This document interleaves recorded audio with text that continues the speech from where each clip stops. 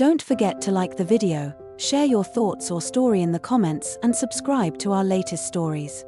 Before I start, tell me where you are watching me from. I wonder which cities and towns will join me in this memory that will follow me for years. My son did something that none of us expected, and I'm ashamed to say it, not because of what he did, but because of how I reacted.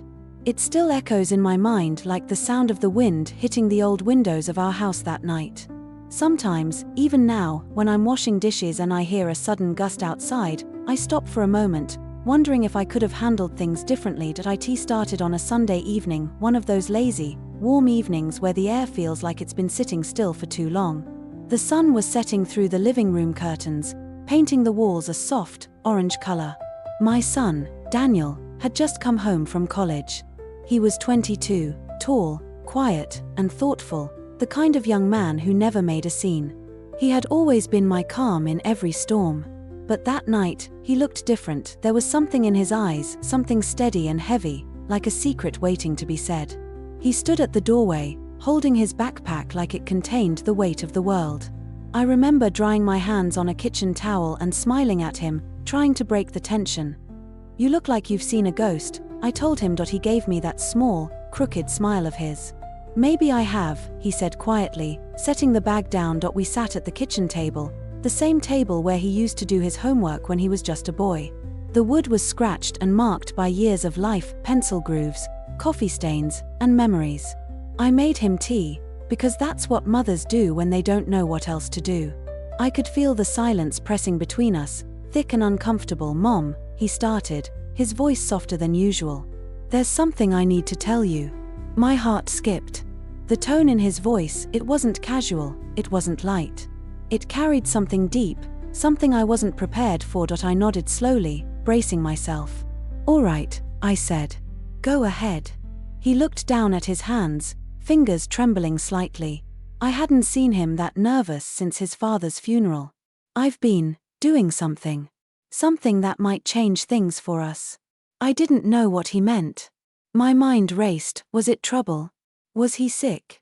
Was he in debt? But none of those guesses came close to what he told me next. He'd been volunteering at a local shelter for veterans. That in itself wasn't shocking. Daniel had always had a kind heart. But then he explained that he'd met a man there, a veteran who'd lost his family, his home, his sense of purpose. And Daniel had decided to do something about it.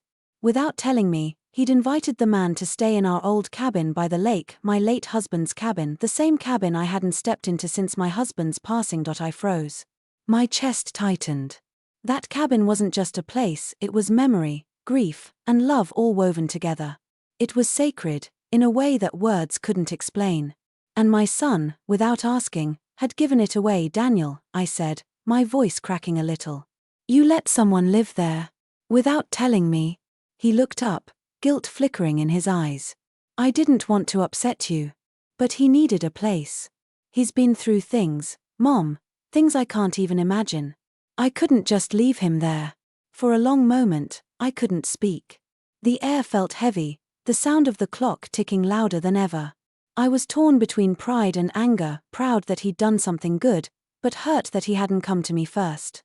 That cabin was the last piece of my husband I had left untouched. That night, I couldn't sleep. I kept thinking about it, the kindness in my son's heart, and the ache in mine. The next morning, before sunrise, I decided to see for myself. The drive to the lake was quiet. The fog was thick, curling around the trees like a soft blanket. When I reached the cabin, the air was still, except for the gentle sound of water against the dock. And there he was, the man Daniel had told me about. He stood by the porch, fixing the old railing. His movements were slow, careful, and respectful, as if he understood what that place meant. When he saw me, he removed his hat and nodded politely. "You must be Daniel's mom," he said. His voice was deep but kind. I nodded, unable to find the right words. He smiled, a little uncertain, and gestured to the chair beside him. "He told me you'd come." We sat there for a long time, not saying much. The silence wasn't uncomfortable, it was heavy, but meaningful. I watched the lake shimmer under the first light of morning. It was beautiful, almost painfully so. He told me his name was Frank. He'd been a soldier, then a carpenter, then nothing for a while. Life had taken more from him than anyone should bear. But when Daniel met him, he'd started to see a reason to live again. I felt something shift inside me, a quiet understanding that maybe this wasn't just about losing the cabin. Maybe it was about letting go of something I'd been holding too tightly for too long. When I drove back home, I saw Daniel waiting by the porch steps, worry written all over his face. "I'm sorry, Mom," he said before I even got out of the car. "I should have told you. I just didn't want you to hurt." I took a deep breath. The morning air was cool and clear. "You did something I didn't expect," I said. "But maybe it's something I needed." He looked confused, but I smiled, a real, soft smile that came from somewhere deep inside me. For the first time in years, I felt my husband's presence, not in grief, but in warmth. That night, as I sat by the window watching the stars, I realized that maybe my shame wasn't about Daniel's decision at all. It was about my own fear of change, fear of loss, fear of moving forward. And though I'd never admit it to him then, I knew this moment, this unexpected act of kindness, was going to stay with me forever. It was the night I began to understand that love isn't always about holding on. Sometimes, it's about letting go. After that morning by the lake, something inside me began to shift. It wasn't sudden, more like a slow turning of the seasons. I'd spent years keeping my heart locked behind memories, my husband's laugh, his old jacket still hanging by the door, the smell of his aftershave fading from the house. Losing him had left me frozen in time, but Daniel's decision had cracked the ice without warning. I found myself thinking about Frank, the veteran my son had helped more than I expected to. I'd replay the way he spoke, calm and steady, the way he didn't rush to fill silence like most people do. There was something honest about him, something that reminded me of the kind of men you don't meet often anymore, men who've lived through storms and learned how to sit quietly in the rain. A week passed before I went back to the cabin. I told Daniel I wanted to check on the place, maybe bring some supplies. He seemed surprised but relieved. We drove there together in his old pickup truck, the radio humming softly between us. When we arrived, Frank was chopping firewood behind the cabin. The sound of the axe against the log echoed through the still air. He waved when he saw us, smiling with that gentle politeness of his. The cabin looked different, not in structure, but in spirit. The porch had been swept, the windows cleaned, and the garden, once wild and forgotten, was trimmed neatly. "You've been busy," I said, stepping out of the truck. Frank shrugged modestly. "Didn't seem right to stay here without giving something back." I could feel the warmth behind his words. Daniel helped him carry the wood inside while I unpacked the groceries. For the first time in years, the cabin didn't feel haunted. It felt alive, as if it was breathing again. That evening, we sat outside, the three of us. The sun dipped low over the lake, painting everything in gold. Frank told us stories from his younger years about the people he met, the places he'd seen, the silence he'd learned to live with after war. Daniel listened with admiration, like a student sitting before a teacher. I watched quietly, feeling both proud and strangely emotional. At one point, Frank turned to me. "Your husband built this place, didn't he?" I nodded slowly. "With his own hands. Every nail, every board." Frank looked around thoughtfully. "It's strong. You can tell it was built with love." His words hit me harder than I expected. I hadn't heard anyone speak of that place with such respect since my husband's death. I swallowed hard and smiled faintly, blinking away the emotion gathering behind my eyes. As the night deepened, Daniel went inside to prepare coffee. Frank and I stayed on the porch. The moonlight stretched across the lake, silver and soft. He sat quietly for a while before saying, "You raised a good man." I didn't know what to say at first.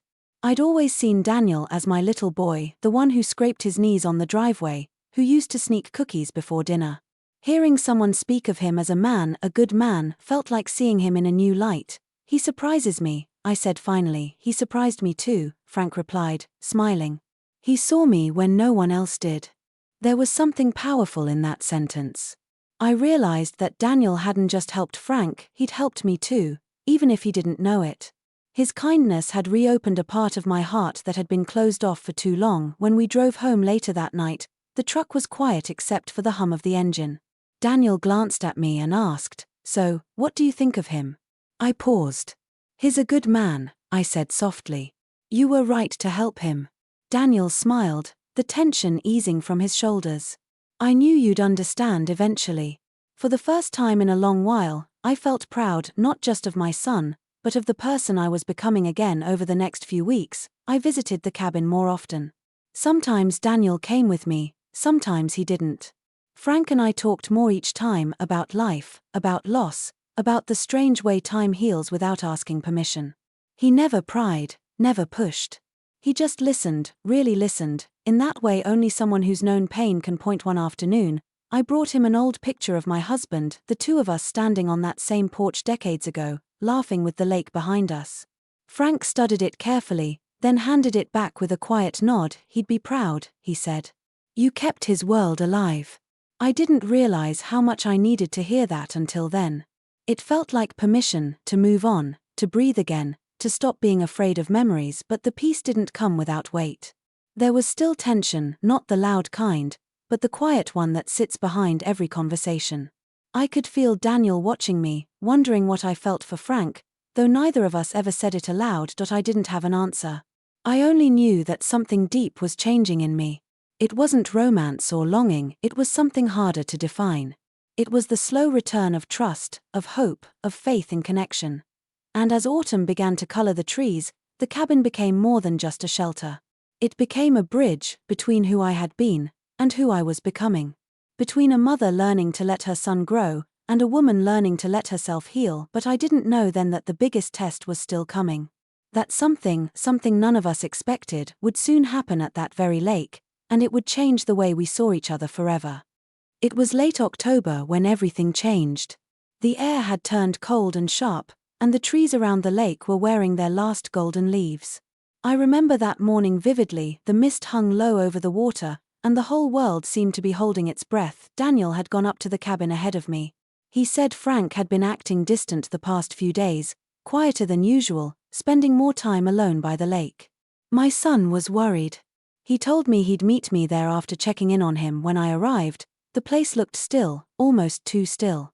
Daniel's truck was parked near the trees, and smoke drifted faintly from the chimney, but something felt wrong. I got out of my car, calling their names, but there was no answer. Only the sound of the wind moving through the branches. I walked up the steps to the cabin. The door was slightly open. Inside, the air was thick with the smell of wood smoke and coffee. Daniel sat at the kitchen table, staring down at a folded piece of paper. Frank's jacket hung on the chair across from him, but the man himself was gone. My heart sank. Where is he? I asked. Daniel looked up slowly, his eyes red and tired. He left this, he said, sliding the paper toward me. I picked it up with shaking hands. It was a note, handwritten, steady, and simple. Thank you for giving me back my dignity, it began. This place, your kindness, your son's friendship, they gave me more than I thought I'd ever have again. But this cabin belongs to a family, not to ghosts like me. It's time I moved on. Please don't look for me. I need to find peace in my own way. There was more, but by the time I reached the end, I couldn't see through the tears. Daniel stood and came over, his voice trembling. I should have noticed something. He seemed fine last week, but lately he'd been quiet. I thought he just needed space. I shook my head. You did enough, I whispered. He knew what he wanted. We went down to the dock, where Frank used to sit for hours watching the water. His fishing pole was still propped up against the railing, and his old boots sat neatly beside it. He hadn't vanished carelessly. He'd left everything in order, as though saying goodbye to the life he'd borrowed for a short time. We searched for him for hours. We drove around the nearby roads, called a few of the people he'd known at the shelter, but no one had seen him. It was as if he had simply melted into the fog. That night, Daniel and I stayed in the cabin. Neither of us said much. The silence felt heavier than ever. I sat by the fireplace, staring at the flames, replaying every word Frank had ever said. His laughter, his gratitude, his quiet strength, and the way he'd looked at me the last time I saw him, with a kind of calm acceptance, like a man who'd already made peace with something I couldn't yet understand. Daniel finally broke the silence. Do you think he's okay? I stared into the fire for a long time. I don't know, I said honestly. But I think he meant it when he said he needed peace. Daniel nodded, resting his head in his hands. I reached out and touched his shoulder gently. You gave him something no one else did, I said. You made him feel seen again. He looked at me with tired eyes. We both did, Mom. We stayed up most of the night, talking quietly about Frank, the way he fixed the porch, the stories he told, the way he listened without judgment. It was strange how someone could come into your life for such a short time and leave such a mark. The next morning, the lake was calm. Mist drifted above the surface, and sunlight broke through in soft streaks. I walked out to the dock alone. The water was cold and clear, and I saw something glimmering beneath the surface, a small wooden carving, about the size of my palm. I reached down with a stick and fished it out. It was a carving of two hands holding each other, rough but deeply detailed. Frank had made it. I just knew that I held it tightly in my hands as I stood there, and for the first time, I didn't feel anger or confusion. I felt peace, the same peace he'd been searching for. Maybe he hadn't disappeared out of despair. Maybe he'd simply gone where he needed to go. Over the next few weeks, Daniel and I visited the lake often.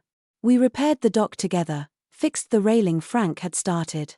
It became something of a ritual, a way to remember, a way to heal. One evening, as we were finishing up, Daniel turned to me. I used to think helping people meant fixing things, he said. But now I think it's more about just being there. I smiled at him. Your father used to say something like that, I said quietly. He believed the strongest hands were the ones that could hold, not the ones that could build. Daniel looked at me, his eyes soft. Maybe Frank reminded us both of him. I nodded, tears threatening again. Maybe he did. That night, as we locked up the cabin, I took one last look at the lake. The reflection of the moon rippled gently on the surface. I could almost see Frank sitting there, still and patient, waiting for the dawn. That I whispered a quiet thank you to the wind, not just for him, but for my son too. For showing me that compassion doesn't always follow the paths we expect. I didn't know it then, but something beautiful would come from all of it. Something unexpected again, and this time, it wouldn't break us. It would bring us closer than ever. Winter came quietly that year. The first frost painted the cabin roof white, and the lake froze around the edges like a glass border holding everything still. Life had slowed down again, slower than I liked, if I'm being honest. After Frank disappeared, Daniel and I both carried him in silence. We didn't talk about him much, but his presence lingered everywhere, in the cabin's warmth, in the smell of wood smoke, even in the way Daniel began to move through the world. He'd changed since meeting Frank. There was a steadiness in him, a quiet confidence that hadn't been there before. Sometimes, I'd find him sitting by the fireplace at home, reading old books his father once loved. He wasn't the boy who had rushed through life anymore. He was a man who'd learned to pause. One afternoon, a few weeks after the new year began, Daniel came home with something in his hands, a small, folded piece of paper. Mom, he said, you're not going to believe this. He placed it on the table and unfolded it. It was a letter, worn, slightly smudged, but clearly written by the same hand that had left us that note months ago. Where did you find this? I asked, my voice barely above a whisper. Someone at the shelter gave it to me, he said. Frank stopped by there. He left this for us. I felt my breath catch. My hands trembled as I began to read. Dear Daniel and Mrs. Hall, if you're reading this, it means I found what I was looking for. Peace. I didn't go far, just far enough to start over. There's a small woodworking shop in a nearby town that took me in. I build furniture again, like I used to before the world went quiet for me. I didn't want to say goodbye in person because I didn't want you to feel responsible for me. What you gave me was more than a place to stay. You gave me a reason to remember who I was. Daniel, you have your father's heart, strong, humble, and unafraid of giving. And Mrs. Hall, you have a gift that you don't even realize. You make broken things feel safe again. Don't be ashamed of how you felt when I left. Sometimes love, in its quietest form, is letting someone walk away. You both did that for me. I'll never forget it. With gratitude, Frank. By the time I reached the end, I couldn't hold back the tears. Daniel leaned against the counter, trying to hide his own, but I saw them. I always do. We stood there for a long moment, the silence full of everything we didn't need to say. That letter, that simple piece of paper, gave us something we hadn't realized we needed, closure. That weekend, we drove to the town Frank had mentioned. It was small, tucked between pine-covered hills and quiet roads. We didn't find him that day, but we found his work in the window of a little shop, A rocking chair sat on display, carved beautifully, smooth and simple. On the back, burned softly into the wood, were the words, "Made with grace." I ran my hand along the curve of the chair and smiled. "He's all right," I said softly. "That's all I needed to know." Daniel nodded. He found his peace. And maybe, so did we. We didn't buy the chair. We didn't need to. Seeing it was enough. We drove home quietly, watching the sunlight break through the clouds, and I felt something inside me finally loosen a weight I'd carried for years. That night, Daniel and I had dinner together at home. Just the two of us, like old times. He asked me something that caught me off guard. "Mom," he said, "do you think Dad would have liked Frank?" I smiled through the emotion rising in my chest. "Yes," I said. "He would have liked him very much." They were both men who understood what it meant to keep going even when it hurts. We sat there for a while, not speaking, just letting the quiet fill the room. The kind of silence that doesn't demand words, because everything that needs to be said has already been felt. Later, when Daniel went to bed, I stepped outside. The sky was clear, the stars bright enough to touch. I thought about the year that had passed, the grief, the kindness, the unexpected connections that had changed everything. That I realized then that the shame I'd felt at the beginning, the shame of misunderstanding my own son, wasn't something to hide from anymore. It was part of learning. Of growing. Of being human. Daniel had done something none of us expected, and it had brought a stranger into our lives who became a mirror, showing us the parts of ourselves we'd forgotten to see. That I looked up at the stars, whispered a thank you to my husband, to Frank, to my son, and to life itself, for proving that sometimes the most unexpected moments are the ones that bring us home again. When I went back inside, the fire had burned low. I placed the small carving Frank had left, the one of two hands holding each other, on the mantel.